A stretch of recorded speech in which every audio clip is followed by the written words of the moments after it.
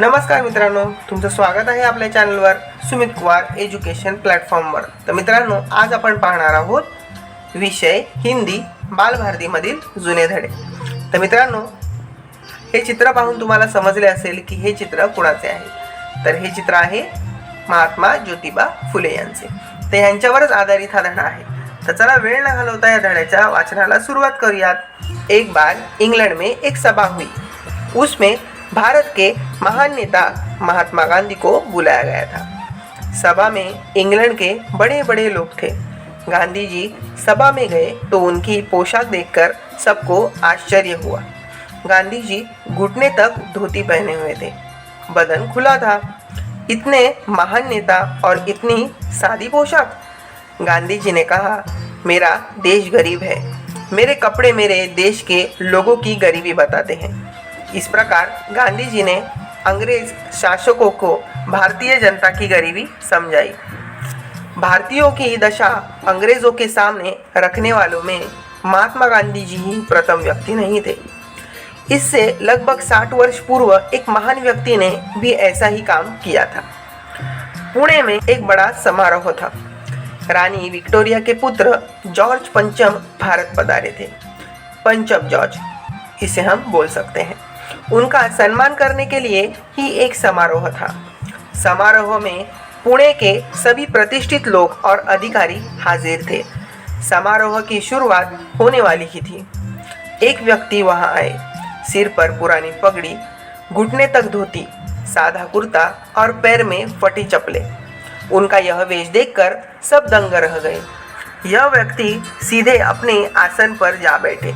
अपने भाषण में उन्होंने युवराज से कहा, महाराज, आप सभा की इस रौनक और तड़क भड़क पर मत भूलिए. सभा में जो लोग आए हैं वे मेरे देश के सच्चे प्रतिनिधि नहीं हैं. इस देश में अधिकांश किसान हैं. किसान किस हालत में हैं यह मेरे कपड़े बता रहे हैं. आपको अगर भारत के लोगों की स्थिति जाननी है तो किसी एक देहात में जाइए. देखिए वहाँ कितना अज्ञान है, कितनी गरीबी है. यह भाषण सुनकर युवराज को आश्चर्य हुआ और खुशी भी. जानते हो यह व्यक्ति कौन थे?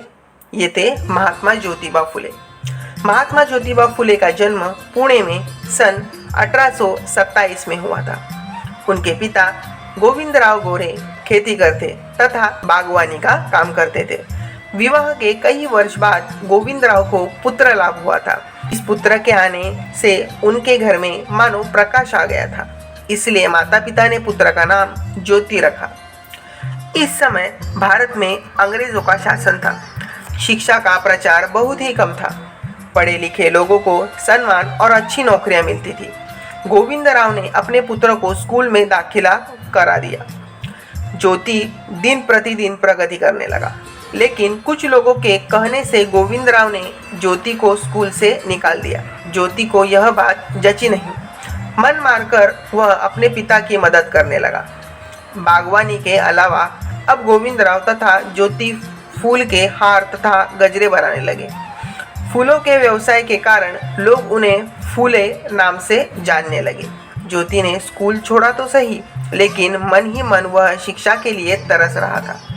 अड़ोस पड़ोस के लोग ज्योति की होशियारी पर खुश थे. उन्होंने गोविंदराव को समझाया.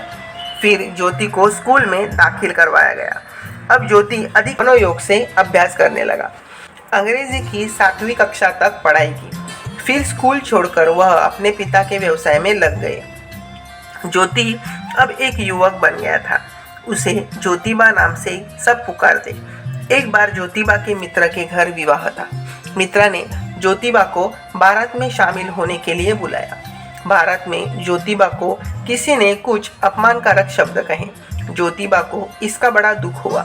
उनको गुस्सा आया और वे घर लौट गए. लेकिन इस घटना ने उनके जीवन में बड़ी खलबली मचा दी.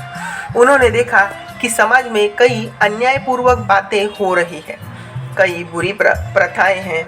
अमीर गरीब का ही भेद नहीं, जाति पाति, श्रेष्ठ कनिष्ठ, स्पृश्य अस्पृश्य आदि कई भेदों से समाज दूषित हो गया है.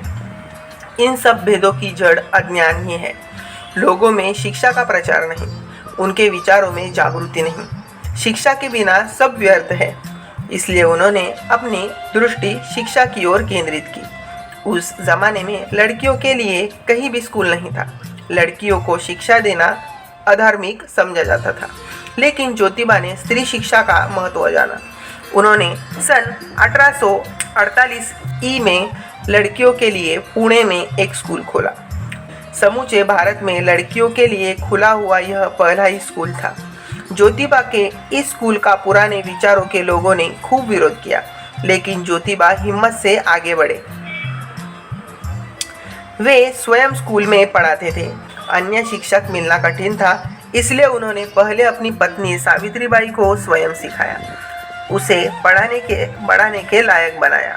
फिर दोनों स्कूल में पढ़ने लगे। सावित्रीबाई जब स्कूल जाती तो कुछ लोग उनका मजाक करते, उस पर ताने कसते, लेकिन वह भी पति की तरह हिम्मतवान थी।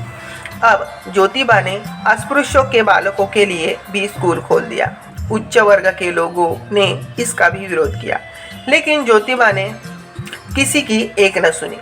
उस जमाने में अस्पृश्यों की दशा बड़ी दयनीय थी, यहाँ तक कि उनको पीने को अच्छा पानी मिलना भी कठिन था। ज्योतिबा ने अपने घर का कुआं अस्पृश्यों के लिए खुला कर दिया। स्त्री शिक्षा तथा जनसाधारण की शिक्षा के अलावा उन्होंने स्त्रियों के लिए कई संस्थाएं निर्माण की। विधवा विवाह का महत्व समाज को समझाया। अनाथ बालकों तथा स्त्रियों को आश्रय देने का प्रबंध किया। अपने विचारों के प्रचारार्थ उन्होंने दर्जनों पुस्तकें लिखी। अपने लेखों द्वारा उन्होंने किसानों में जागृति पैदा की, किसानों की दुर्दशा की ओर सरकार का ध्यान आकर्षित किया। इस प्रकार समाज के सुधारों की महात्मा ज्योतिबा ने नींव डाली थी।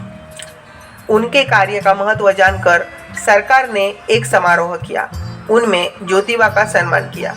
उनके सम्मान हेतु कीमती शाल प्रदान की। ज्योतिबा के अनुयायियों ने भी इस प्रकार का एक समारोह मुंबई में किया।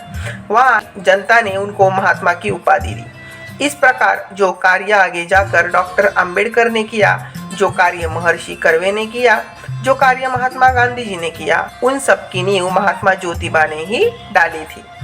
इस महान विभूति का 27 नवंबर 1890 ईस्वी सन में स्वर्गवास हुआ।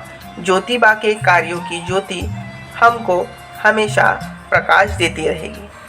तर मित्रांनो, हा महात्मा ज्योतिबा फुलेंचा धडा तुम्हाला कसा वाटला मला कमेंट्समध्ये नक्की लिहून पाठवा। चॅनलवर नवीन असाल तर channel like, share and subscribe करा। बाजूचे बेल आयकॉन दाबा, जेणेकरून येणारे सगळे नवीन व्हिडिओ तुम्हाला प्रथमतः पाहायला मिळतील। तर मित्रांनो, व्हिडिओ पूर्ण पाहिल्याबद्दल धन्यवाद। भेटूयाच असेच धडे घेऊन आपल्या YouTube चॅनलवर। तोपर्यंत बाय बाय, काळजी घ्या आपली।